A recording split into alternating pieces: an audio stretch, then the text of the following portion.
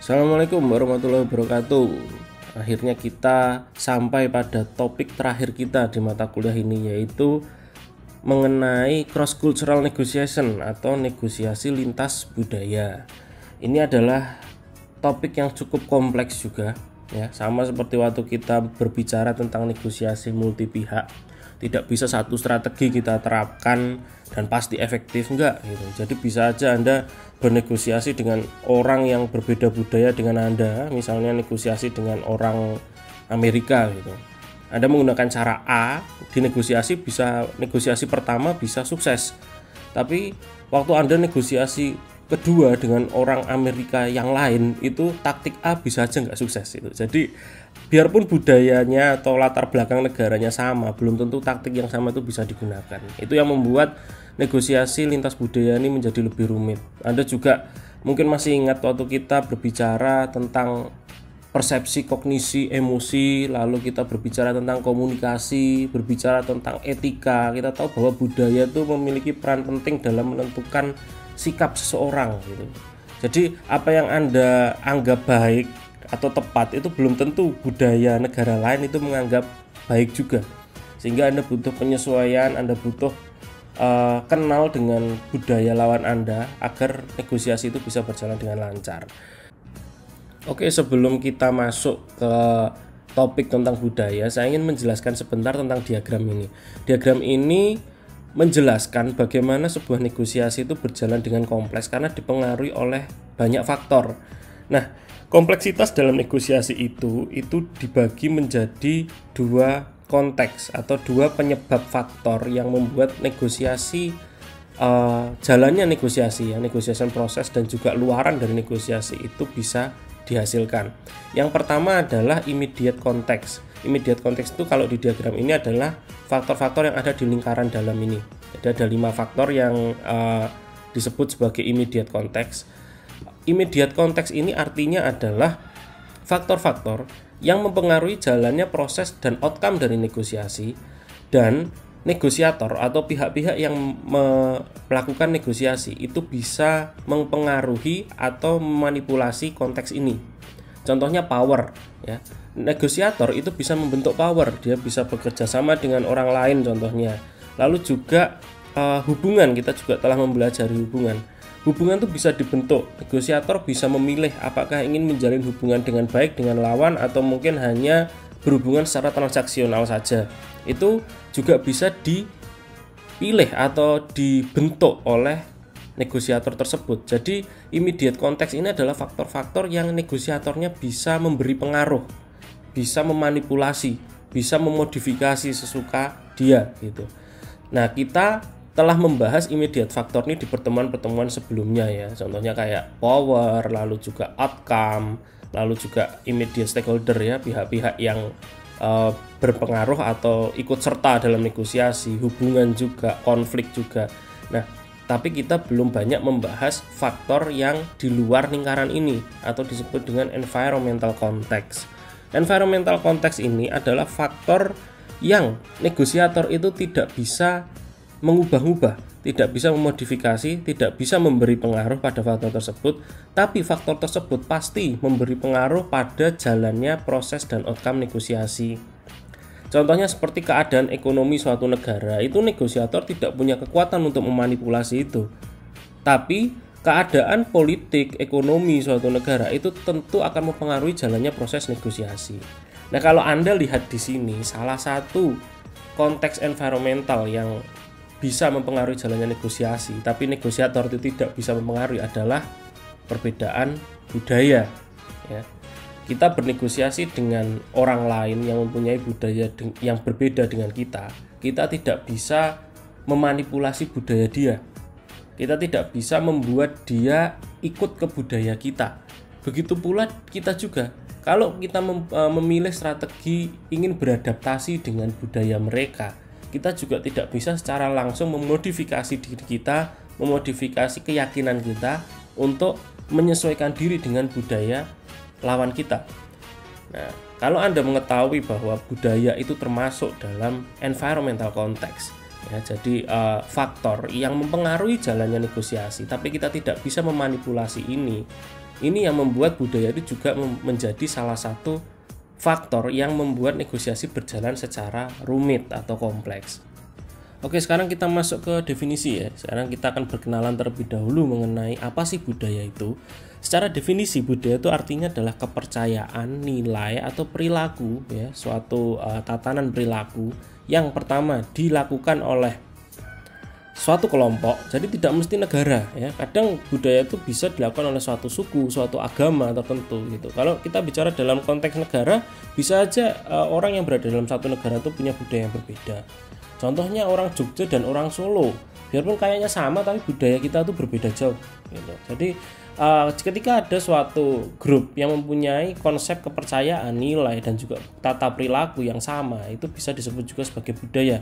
Yang kedua, budaya ini diturunkan dan dipelajari oleh anggota-anggota baru yang masuk dalam kelompok tersebut ya. Kita menurunkan budaya kita ke anak cucu kita contohnya. Itu jadi budaya ini sifatnya turun-temurun, berasal dari orang-orang yang berada di grup yang sudah lama ya. Jadi orang-orang senior di grup tersebut diturunkan ke generasi-generasi selanjutnya.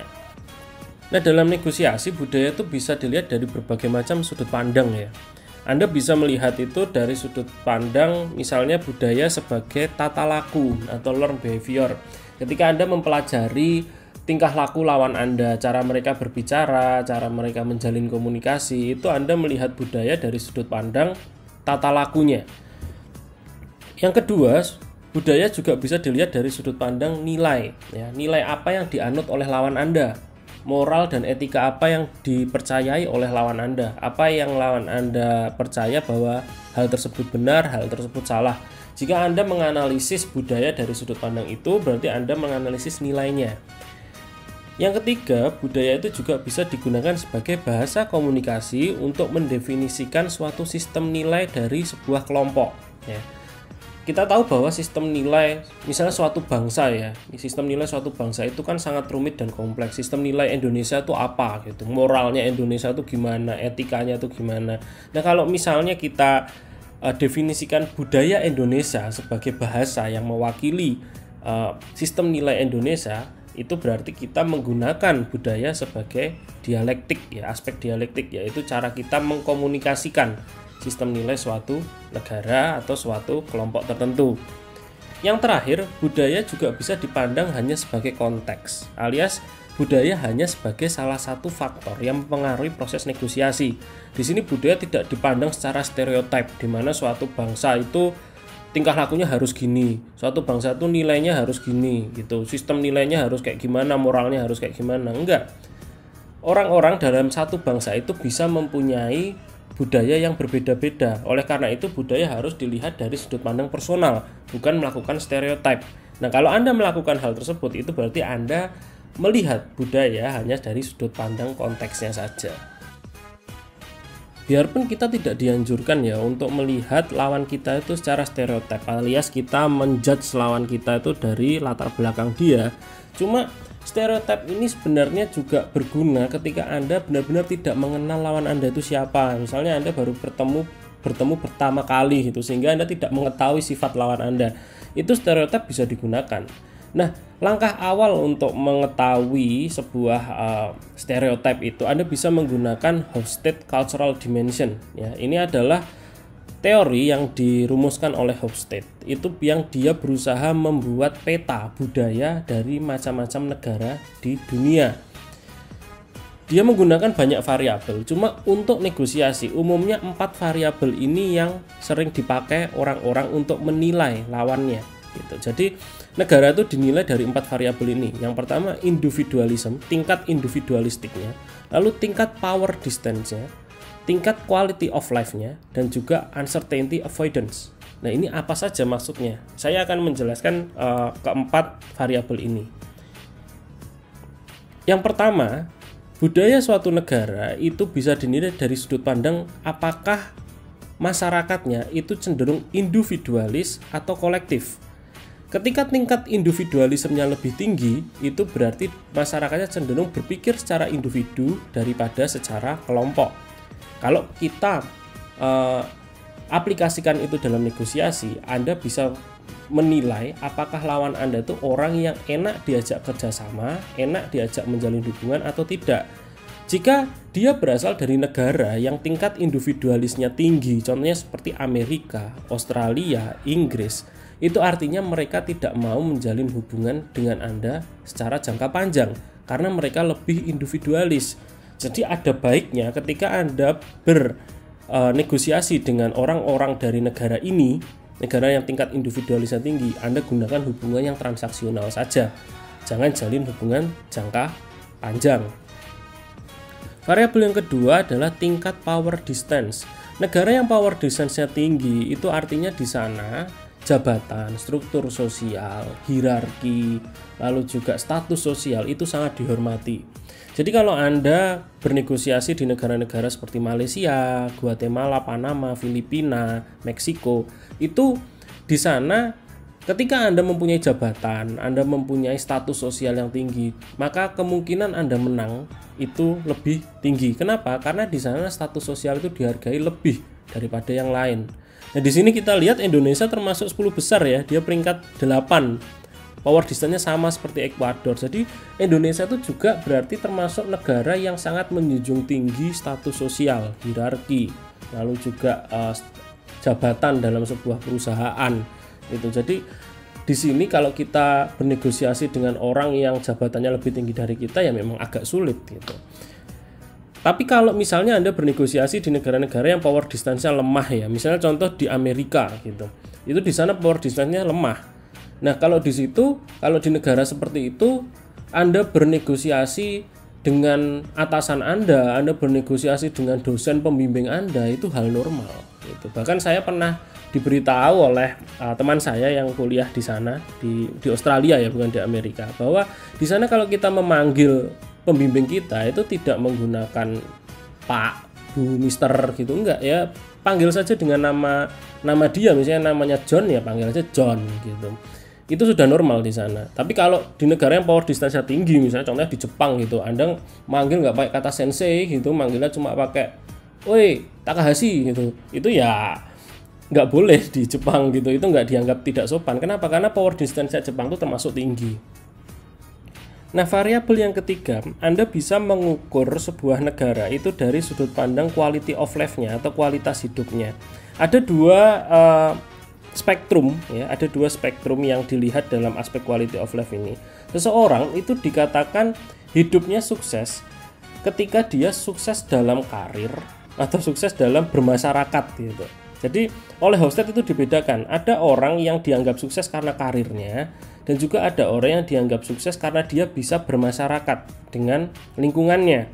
Nah, ketika negara-negara itu quality of life-nya tinggi, maka negara itu cenderung sukses. Orang itu cenderung dianggap sukses kalau misalnya dia bisa bermasyarakat, bisa menjalin hubungan yang baik dengan lingkungannya daripada karirnya sukses. Contohnya daripada dia kaya gitu. Jadi negara-negara seperti Swedia, lalu juga Norwegia, Belanda, Denmark ya, ini rata-rata negara Eropa dan Skandinavia ya. Itu mereka menilai orang sukses itu bukan dari kesuksesan karir, tapi kesuksesan mereka untuk menjalin hubungan, untuk bermasyarakat dengan lingkungannya. Nah, kalau Anda bernegosiasi dengan negara-negara seperti Swedia, Norwegia, Anda bertemu dengan orang Swedia misalnya lalu melakukan negosiasi, maka orang-orang yang berasal dari negara tersebut itu cenderung ingin menjalin hubungan daripada mencapai apa yang dia inginkan ya. Jadi cenderung lebih ke kolaboratif dan akomodatif daripada kompetitif, itulah gampangannya. Sedangkan orang yang orang yang berasal dari negara yang tingkat quality of life-nya rendah, itu mereka cenderung melihat sebuah kesuksesan dari kesuksesan karir. Makanya orang-orang seperti itu cenderung lebih kompetitif. Nah, yang terakhir, ini adalah variabel uncertainty avoidance, di mana negara-negara yang tingkat uncertainty avoidance-nya tinggi, itu berarti mereka cenderung tidak berani mengambil resiko. Contohnya seperti Yunani, Portugal, Guatemala, Uruguay. Jika Anda bernegosiasi dengan orang-orang dari negara ini, mereka cenderung risk averse ya, menghindari resiko. Jadi mereka tidak suka untuk melakukan kompetisi. Mereka tidak suka untuk melakukan penawaran yang tinggi misalnya. Kenapa? Karena mereka cenderung menghindari resiko. Jadi kalau misalnya Anda bernegosiasi dengan orang-orang dari negara ini, ya jangan menantang mereka gitu. Lakukan negosiasi yang lebih halus lah. Nah, ketika Anda sudah mengetahui budaya dari lawan Anda, itu berarti kan kalau misalnya ada perbedaan budaya antara Anda dengan lawan Anda, itu pasti bisa mempengaruhi proses negosiasinya. Di buku Lewicki dijelaskan ada beberapa faktor negosiasi yang mungkin berubah karena adanya perbedaan budaya. Di buku Lewicki dijelaskan ada 10 faktor ya yang mungkin berubah kalau misalnya lawan Anda itu mempunyai budaya yang berbeda dengan Anda, dan Anda juga harus melakukan penyesuaian untuk menyesuaikan diri dengan budaya lawan Anda. Contohnya misalnya komunikasi ini ya, ketika lawan Anda itu mempunyai gaya komunikasi yang berbeda karena dia berasal dari budaya yang berbeda dengan Anda. Gaya komunikasi Anda bisa berubah dari yang tadinya direct, misalnya jujur, blak-blakan apa adanya, menjadi lebih indirect ya, lebih halus lah ya, tidak blak-blakan, tidak jujur gitu. Contohnya kalau misalnya Anda bernegosiasi dengan orang Jogja atau Solo, mereka kan cenderung halus ya. Kalau Anda ngomong tidak tuh ya jangan langsung ngomong tidak gitu, tapi gunakan bahasa yang lebih halus gitu. Itu kenapa? Karena lawan Anda adalah orang yang sangat halus. Mereka lebih suka berkomunikasi secara indirect. Lalu mungkin bisa berubah juga dari sudut pandang waktu ya, time sensitivity.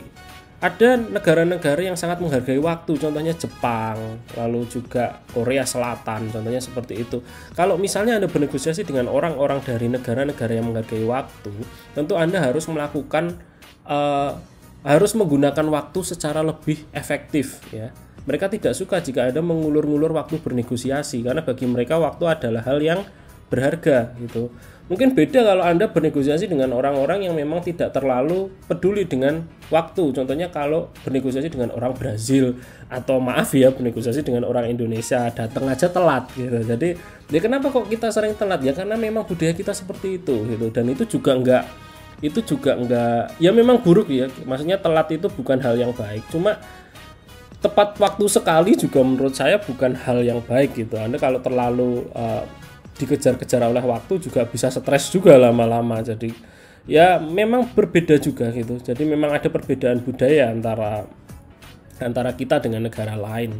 Contoh lain misalnya kayak ya ada banyak ya, contohnya kayak ini ya, tingkat emosi misalnya ya. Tingkat emosi ini ada negara yang tingkat emosinya tinggi. Ini Anda harus berhati-hati kalau misalnya lawan Anda itu memang berasal dari negara yang tingkat emosinya tinggi. Salah ngomong dikit aja mereka bisa marah gitu. Jadi setelah Anda melihat budaya dari lawan Anda itu, Anda harus menyesuaikan diri ya. Anda harus menyesuaikan diri dengan budaya mereka gitu. Itu juga berlaku sebaliknya, lawan Anda harusnya juga berusaha menyesuaikan diri dengan budaya Anda gitu. Jadi ada 10 faktor ini yang mungkin berubah gara-gara ada perbedaan budaya antara Anda dengan lawan Anda. Oke, sampai sini kita tahu bahwa ada 10 faktor yang mungkin perlu Anda respon ketika Anda bernegosiasi dengan orang yang mempunyai budaya berbeda dengan Anda. Nah, sekarang strategi meresponnya bagaimana? Di sini kita berbicara strategi merespon kultur yang berbeda ya. Jadi bukan strategi bernegosiasi. Kita tidak berbicara kalau misalnya kita bernegosiasi dengan orang Jepang itu strateginya gimana, bernegosiasi dengan orang Amerika strateginya gimana. Kita nggak bicara itu. Kenapa? Karena satu strategi jika sukses diterapkan itu belum tentu sukses lagi diterapkan di negosiasi kedua dan seterusnya. Anda misalnya melakukan strategi A nih ke orang Amerika gitu, terus sukses. Anda terus bernegosiasi dengan orang Amerika kedua menggunakan strategi yang sama, itu juga belum tentu sukses juga gitu. Jadi di sini kita lebih ke bagaimana merespon budaya mereka. Nah, ini ada 2 pendekatan yang bisa Anda gunakan. Pendekatan yang pertama adalah Anda sensitif pada kultur mereka. Artinya apa? Ketika Anda bernegosiasi dengan orang lain, Anda berusaha untuk memposisikan diri Anda menjadi orang yang menganut budaya lawan Anda gitu. Jadi Anda menganut budaya lawan Anda gitulah gampangnya. Ini kan ada peribahasa ya, when in Rome do what Romans do. Ketika Anda di Roma, jadi Anda harus berperilaku seperti orang Romawi gitu. Lalu di Jawa juga ada Desa Mawacoro Negoro Mawototo ya. Semua daerah, semua kota, semua kerajaan di Jawa itu punya aturan-aturan sendiri dan Anda harus mematuhi aturan tersebut. Nah, Anda bisa merespon dengan Anda berperilaku seperti lawan Anda. Jadi Anda merubah budaya Anda menjadi budaya lawan Anda. Kalau Anda bernegosiasi dengan orang Jepang, Anda menjadi orang Jepang. Kalau Anda bernegosiasi dengan orang Amerika, Anda menjadi orang Amerika. Nah, itu Anda bisa merespon dengan cara seperti itu. Dan cara seperti itu tentu membuat jalannya negosiasi menjadi lebih mudah ke depannya, ya, karena tidak ada penyesuaian yang rumit gitu. Anda hanya meniru atau memperlakukan diri Anda sebagai orang yang sama dengan budaya lawan Anda. Tapi gini, ada bantahan dari cara ini, ya, yaitu cara kedua. Anda melakukan modifikasi perilaku Anda tapi secara modern. Jadi Anda tidak serta-merta berubah budayanya menjadi budaya lawan Anda, tapi lakukan penyesuaian secara moderat. Jangan berubah semua budaya Anda menjadi budaya lawan Anda. Kenapa? Ada 3 alasan, ya. Anda kalau misalnya membuat modifikasi yang terlalu besar, itu tentu sangat sulit bagi Anda. Bagaimana Anda bisa berperilaku seperti orang Jepang padahal Anda tidak lahir di sana? Anda tidak besar di sana, Anda tidak mempelajari budaya sana, Anda hanya membaca budaya Jepang itu seperti apa, stereotipnya seperti apa, lalu berusaha melakukan itu gitu. Itu Anda sangat sulit untuk melakukan hal tersebut kalau misalnya Anda tidak hidup di negara itu. Jadi lebih baik jangan mengubah diri Anda menjadi orang yang sama budayanya dengan lawan Anda secara langsung. Yang alasan kedua, kalau Anda merubah budaya Anda juga harus ingat bahwa musuh Anda, lawan Anda itu juga kemungkinan akan merubah budayanya, akan merubah perilakunya menjadi seperti Anda. Jadi kalau misalnya Anda ingin berperilaku seperti orang Jepang gitu, misalnya lawan Anda orang Jepang, ya, Anda berubah perilaku seperti orang Jepang, sedangkan orang Jepang tuh pengen jadi kayak kita, kayak orang Indonesia, dia juga merubah perilaku menjadi orang Indonesia. Nah, sama aja dong. Ya, malah nggak ketemu budayanya. Jadi lebih baik jangan serta-merta berubah lah gitu. Jadi menyesuaikan penyesuaian aja. Anda mempelajari budaya lawan Anda juga mempelajari budaya Anda gitu.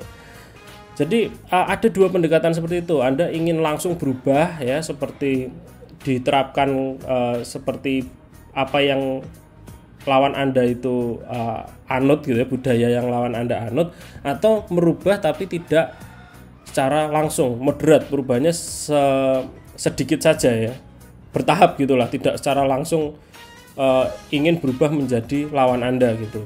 Nah, mana yang Anda pilih silahkan gitu, tidak ada yang lebih baik di sini, ini hanya perbedaan cara gitu. Cara yang pertama ini lebih sulit dilakukan, tapi kemungkinan negosiasi akan berjalan dengan cepat, ya, karena penyesuaiannya juga cepat. Yang kedua ini lebih mudah dilakukan, tapi ini butuh penyesuaian, ya, karena perubahan Anda untuk beradaptasi dengan budaya itu lebih lama, bertahap, ya, tidak secara cepat. Silahkan mana yang ingin Anda pilih, dan ini juga dipengaruhi oleh berbagai faktor, ya, kondisi negosiasi misalnya gitu. Kalau misalnya negosiasi berjalan waktunya itu banyak, ya mungkin Anda bisa menggunakan cara yang kedua. Tapi kalau misalnya Anda ingin negosiasi dalam keadaan kritis, misalnya negosiasinya harus berjalan dengan cepat, ya Anda lebih baik langsung saja menyesuaikan diri dengan budaya lawan Anda, seperti itu. Strategi negosiasi lintas budaya kedua ini diusulkan oleh Weiss, ya, dia membuat framework ini. Tapi framework ini untuk melakukan analisis itu ada syaratnya, ya. Syaratnya adalah Anda harus tahu tingkat pengetahuan lawan Anda terhadap kultur Anda dan juga tingkat pengetahuan Anda terhadap kultur lawan Anda. Kalau misalnya Anda tidak tahu tingkatnya, maka Anda tidak bisa melakukan analisis ini. Jadi ada 5 strategi yang bisa digunakan ketika Anda mengetahui apakah lawan Anda itu kenal dengan kultur Anda dan juga apakah Anda itu mengenal kultur lawan Anda. Contohnya gini, kalau misalnya lawan Anda itu sudah sangat familiar, artinya sudah sangat kenal dengan kultur Anda, jadi kultur familiarity-nya high, ya, itu Anda bisa menerapkan 2 strategi.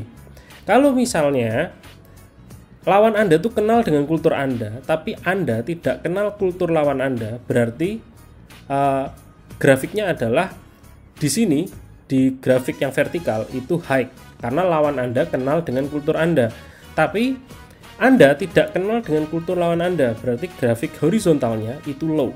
Jadi strategi yang baik diterapkan adalah strategi ini. Ya, jadi Anda mengajak lawan Anda untuk mengikuti proses negosiasi Anda. Gitu. Kenapa? Karena lawan Anda sudah kenal dengan kultur Anda. Jadi Anda bisa mengajak lawan Anda untuk bernegosiasi dengan cara Anda. Gitu. Begitu juga sebaliknya. Kalau misalnya Anda kenal dengan kultur lawan Anda, ya, jadi horizontalnya, ya, grafik horizontalnya lebih di high, tapi lawan Anda itu tidak kenal dengan kultur Anda, berarti di low, maka strategi yang bisa dilakukan adalah strategi ini, embrace the counterpart script. Anda mengikuti budaya lawan Anda saja. Kenapa? Karena Anda sudah kenal dengan budaya lawan Anda. Nah, kalau misalnya baik Anda maupun lawan Anda itu sama-sama sudah kenal dengan budaya masing-masing, maka strategi yang bisa dipakai adalah ini, mengimprovisasi pendekatan strateginya. Anda bisa memikirkan cara bersama. Kenapa? Karena baik Anda dan lawan Anda itu sudah sama-sama kenal dengan budaya masing-masing. Jadi Anda bisa memikirkan cara terbaik ini apa sih gitu, karena kita sudah sama-sama kenal gitu. Nah, kalau sama-sama belum kenal gimana? Strateginya bisa ini. Anda menggunakan agen atau advisor atau penasehat. Kenapa? Karena baik Anda maupun lawan Anda itu sama-sama tidak kenal satu sama lain, sama-sama tidak tahu budayanya seperti apa. Jadi menggunakan agen yang sudah lebih kenal untuk melakukan pendekatan lintas budaya itu mungkin lebih baik. Nah, yang terakhir, kalau misalnya moderat, ya, jadi lawan Anda yang nggak begitu kenal dengan budaya Anda juga tidak begitu kenal dengan budaya lawan Anda, ya Anda harus adaptasi. Ya. Di sini banyak sekali proses trial dan error, proses berkenalan satu sama lain, proses saling mengetahui budaya, dan langkahnya lebih moderat, ya, lebih cara kedua ini. Ketika Anda dan lawan Anda itu ya tidak terlalu paham budaya satu sama lain.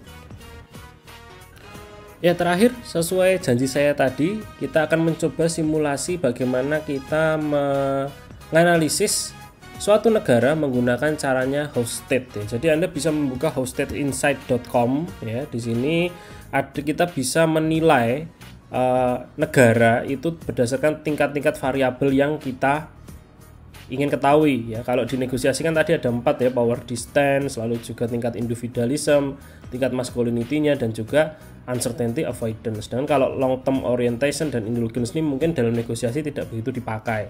Ya, jadi misalnya kita tinggal ngetik aja kita mau membandingkan negara yang mana. Contohnya kita bandingkan negara kita, ya, Indonesia, lalu kita bandingkan dengan negara lain, misalnya Jepang. Nah, kita bisa melihat perbandingannya di sini. Di sini kita lihat bahwa ternyata power distance-nya Indonesia itu lebih besar dari Jepang. Artinya apa? Kalau di Indonesia itu berarti hierarki, status sosial, jabatan itu lebih diakui daripada di negara Jepang. Sedangkan Jepang itu kalau kita lihat dari tingkat individualistiknya, itu Jepang lebih tinggi daripada Indonesia. Itu artinya di Jepang orang-orang itu lebih individualistik daripada di Indonesia. Di Indonesia dia lebih kolektif. Jadi kalau misalnya Anda mau mengimplementasikan analisis ini di negosiasi, itu berarti ya kalau kita negosiasi dengan orang Indonesia, mereka cenderung memelihara hubungan karena individualismenya kecil. Sedangkan kalau di Jepang, karena individualismenya cukup besar, mungkin mereka lebih menyukai hubungan jangka pendek daripada hubungan jangka panjang. Misalnya kita bisa membandingkan negara lain lagi sih, misalnya negara Amerika, ya. Kita coba di United States. Tingkat individualismenya lebih tinggi lagi, berarti orang Amerika itu adalah orang yang sangat-sangat individualistik.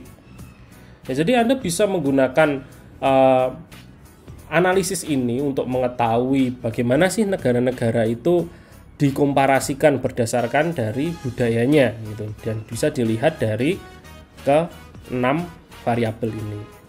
Oke, kira-kira itu yang bisa saya sampaikan hari ini, dan karena ini adalah pertemuan terakhir kita, saya mengucapkan banyak terima kasih atas partisipasi Anda, atas keikutsertaan Anda di kelas ini. Semoga semua ilmu yang kita pelajari bersama ini bisa berguna bagi Anda di masa depan. Dan juga kalau misalnya ada salah dari saya memohon maaf sebesar-besarnya, dan semoga kita bisa bertemu lagi di lain kesempatan. Oke, terima kasih atas perhatiannya.